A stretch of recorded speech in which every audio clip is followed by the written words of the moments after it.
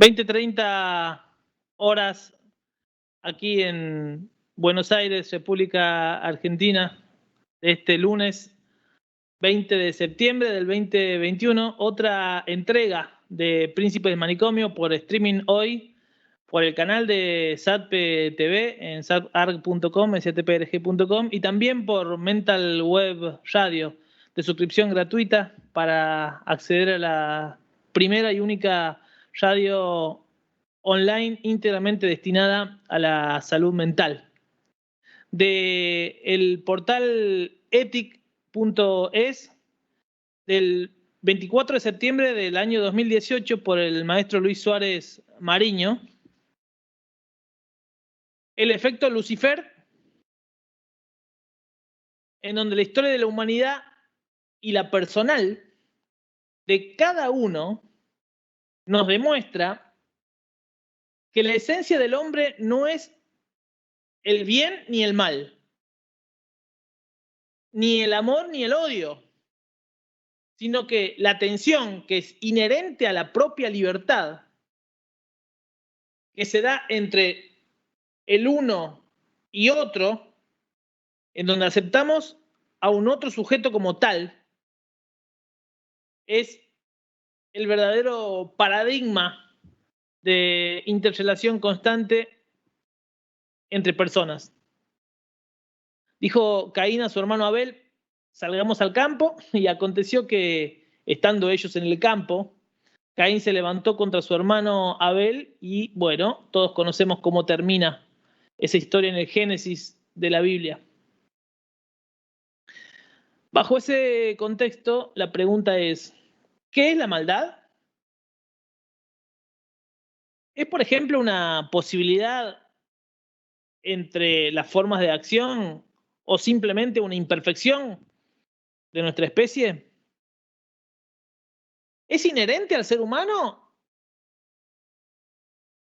¿Por qué estaríamos diseñados así? ¿Hubiera sido preferible que todos encarnáramos por caso la beatitud, sin posibilidad de optar por una conducta, por ejemplo, inmoral? La historia de la humanidad y la personal de cada uno nos demuestra que la esencia del hombre no es el bien ni el mal, el amor ni el odio, sino la tensión inherente a la libertad entre uno y otro.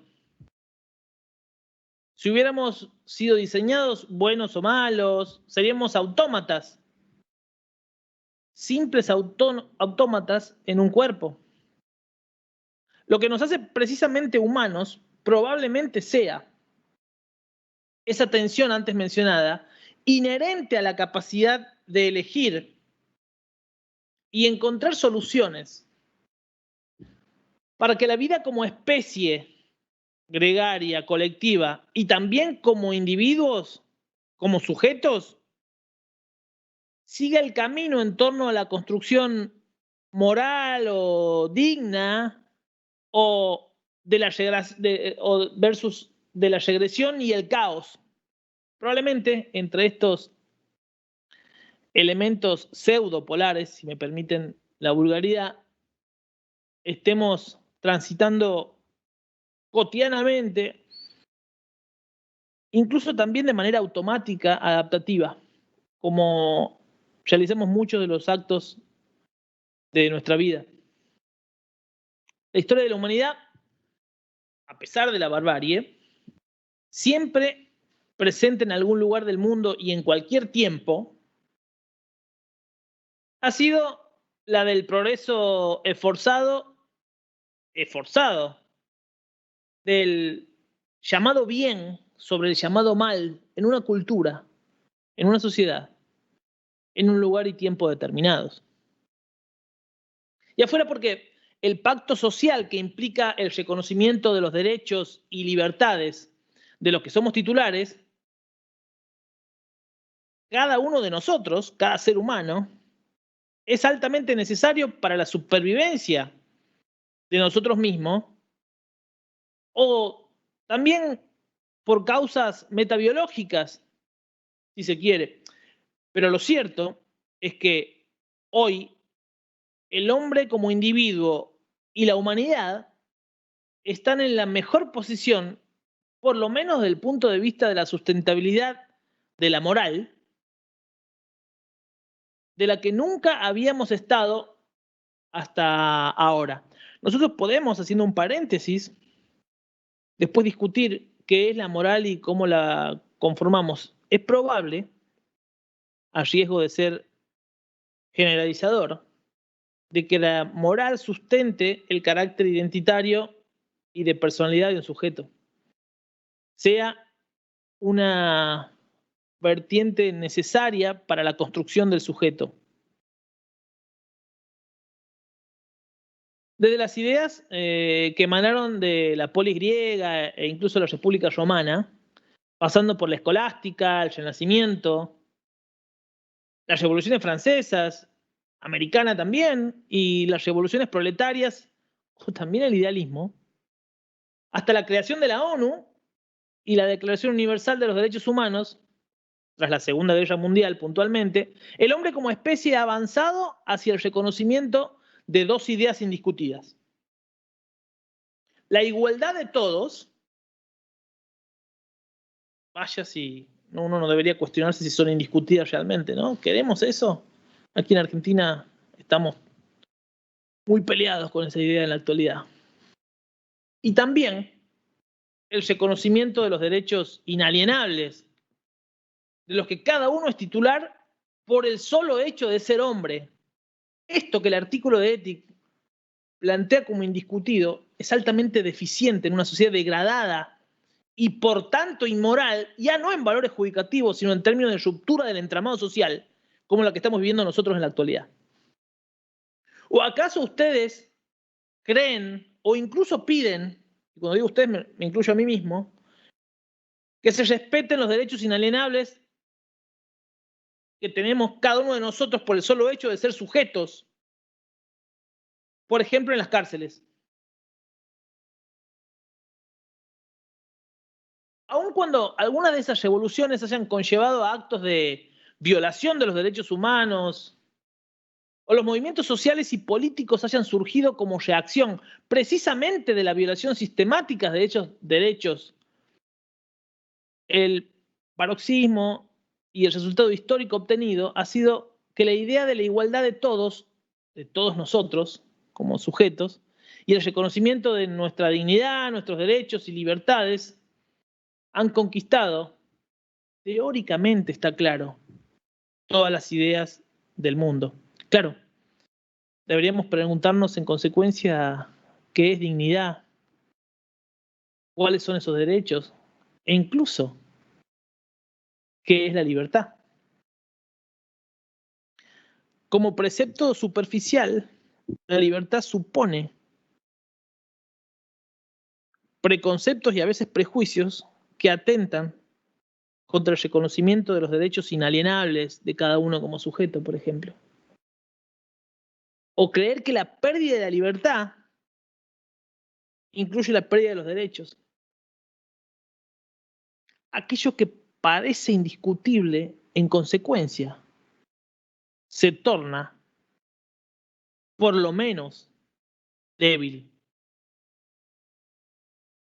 Como plantea Erich Fromm en El corazón del hombre, aunque todas las religiones y movimientos sociopolíticos sean muy diferentes, todas tienen en común la idea de la alternativa básica del hombre. El hombre solo puede elegir entre dos posibilidades: retroceder o avanzar. Retroceder a una solución patógena arcaica, dice Fromm. ¿Les suena retroceder en nuestra sociedad? O avanzar hacia un progreso, por lo menos hacia un progreso moral.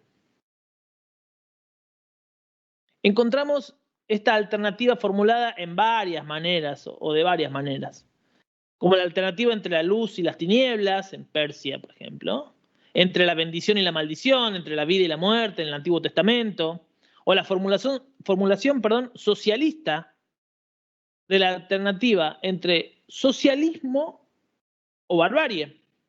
¿Recuerdan?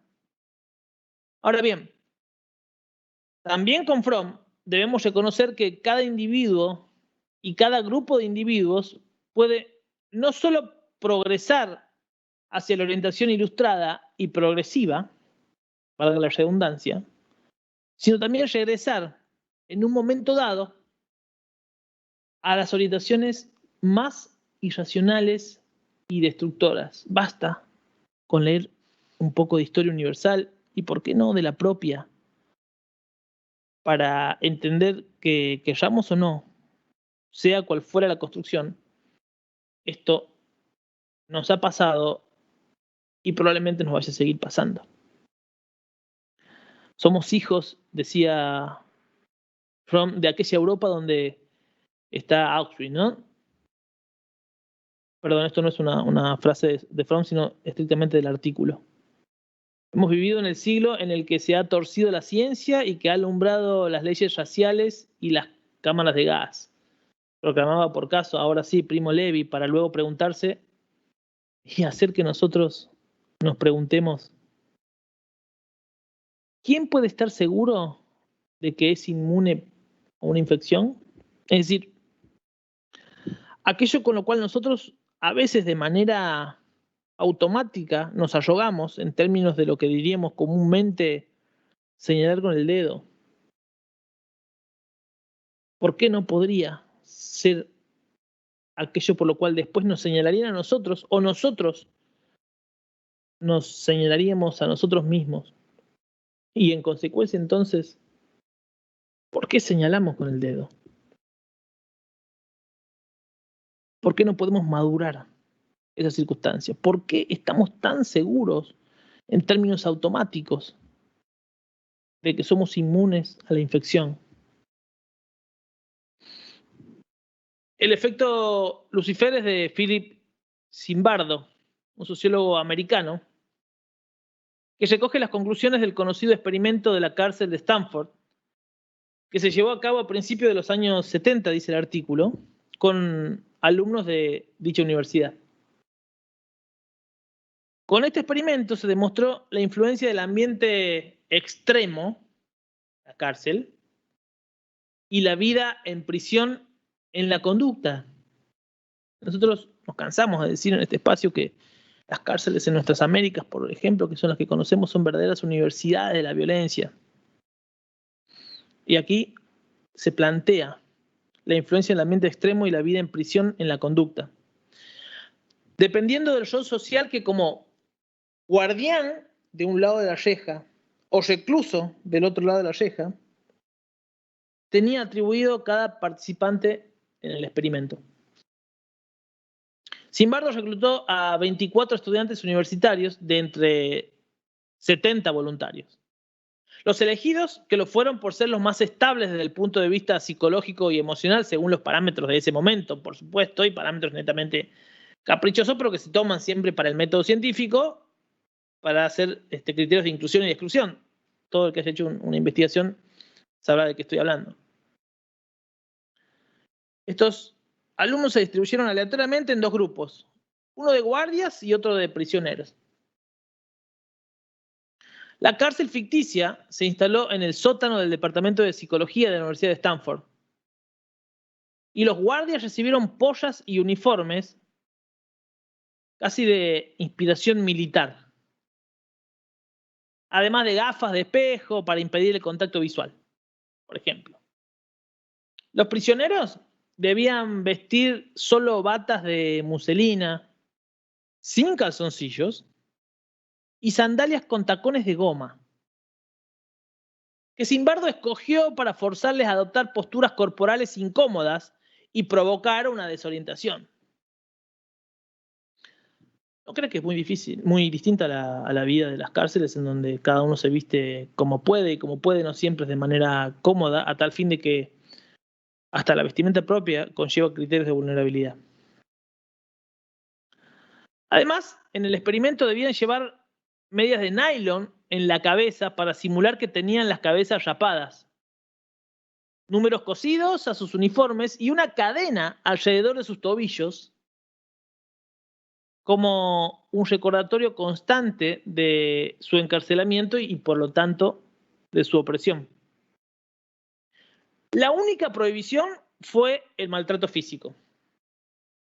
Todo lo demás estaba permitido con el único fin de conseguir su despersonalización, su desindividualización, en las palabras de Zimbardo, aquello que nosotros vemos como signo más que como síntoma. En salud mental, por ejemplo, en los trastornos de personalidad, diagnóstico más frecuente en poblaciones carcelarias, pero no por eso menos importante en la población general. Buscado de manera artificial en un experimento, la despersonalización. Muchas veces la antesala, el trema, diría Conrad, de los episodios psicóticos. Los prisioneros, volviendo al artículo, pasaron un procedimiento completo de detención por la policía, se les tomaron las huellas dactilares, fueron fichados e incluso se les leyeron sus derechos. Tras la detención, fueron trasladados a la prisión ficticia, donde fueron inspeccionados, desnudados y desinfectados. Los prisioneros sufrieron y aceptaron un tratamiento sádico y humillante a manos de los guardias, que abandonaron rápidamente la higiene y la hospitalidad. El derecho a ir al lavabo pasó a ser un privilegio. Sí, escucharon bien. El derecho de ir al lavabo pasó a ser un privilegio que podía, como frecuentemente ocurría, ser denegado. Se obligó a algunos prisioneros a limpiar retretes con sus manos desnudas. Se retiraron los colchones de las celdas de los malos. Y también se forzó a los prisioneros a dormir desnudos en el suelo de hormigón. Nada que no pasara con otras cosas inclusive en las cárceles en la actualidad, ¿no? La comida era negada a menudo como castigo. A medida que el experimento evolucionó, muchos de los guardias incrementaron su sadismo, particularmente por la noche, cuando pensaban que las cámaras estaban apagadas. Muchos de los guardias se enfadaron cuando el experimento fue cancelado de forma prematura, a la vista de la rápida degradación sufrida por los participantes. Eran estudiantes de la universidad. Muchos de los guardias se enfadaron cuando el experimento fue cancelado de forma prematura, a la vista de la rápida degradación sufrida por los participantes.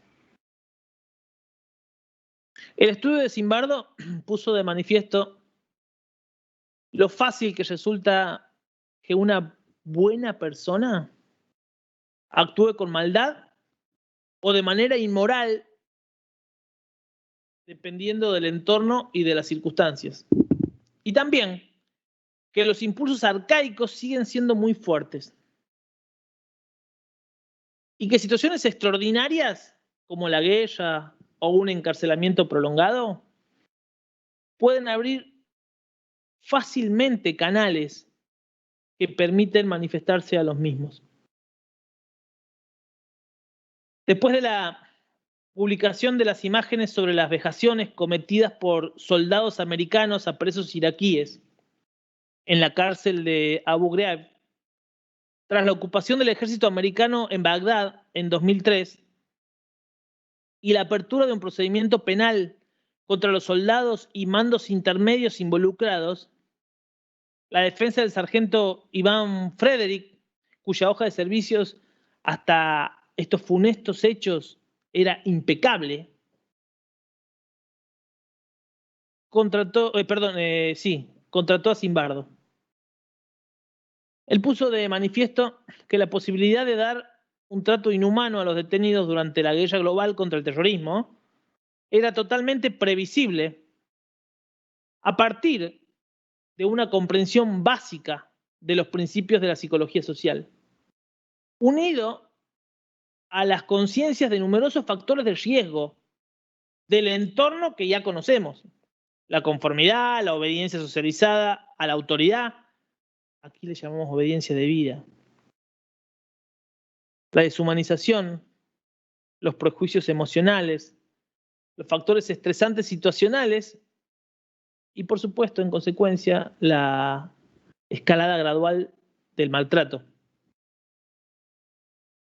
Algo parecido vivió de primera mano Primo Levi en Auschwitz. Como escribe Muñoz Molina en su prólogo de la trilogía imprescindible del escritor judío, Si esto es un hombre, La tregua y los hundidos e incluso los salvados, sobrevivir, repitió muchas veces, no había sido un mérito, mucho menos una experiencia espiritual ennoblecedora o redentora, sino un azar, sí, un azar, porque muchos después lo disfrazamos de resiliencia, porque nos conviene, ¿no? Un azar del que sobre todo quienes pudieron lograr en los campos algún tipo de privilegio, por ínfimo que fuera, o los que accedieron a cooperar en mayor o menor grado con los verdugos.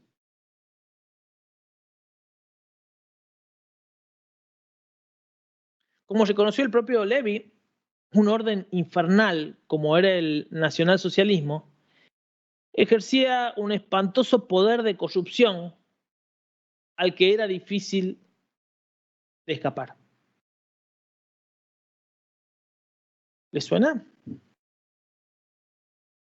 Si creemos en la imagen del hombre de Rousseau, encarnada en la conocida frase "el hombre es bueno por naturaleza", entonces estaremos obligados a la falsificación optimista de la historia. Si por el contrario creemos que la imagen del hombre de Hobbes,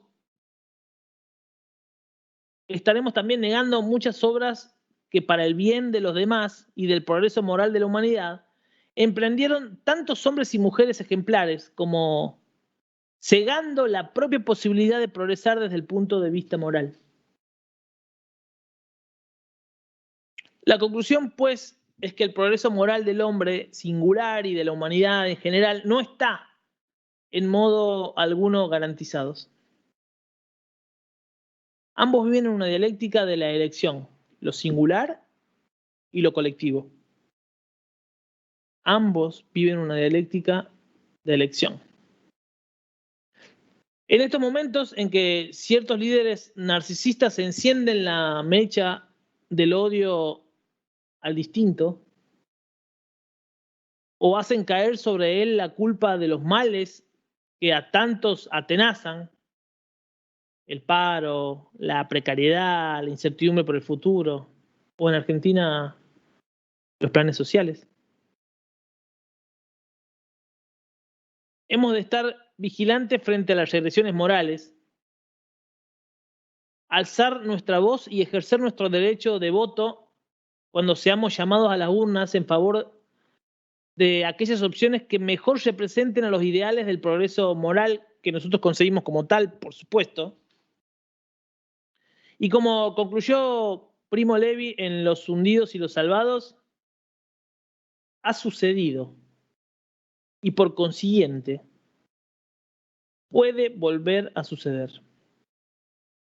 Esto es la esencia de lo que podemos decir hasta este momento. El problema de esta conclusión es que probablemente para entender los conceptos vertidos tengamos que definir en nosotros mismos, en una cultura, en un lugar y en un tiempo determinados, la construcción moral o la moralidad, para después definir una ética a partir de esa construcción y ejercerla en una sociedad. Y esto probablemente nos pueda llevar la vida. Bienvenidos a Príncipes del Manicomio por Mental Web, Streaming Hoy y SatPTV.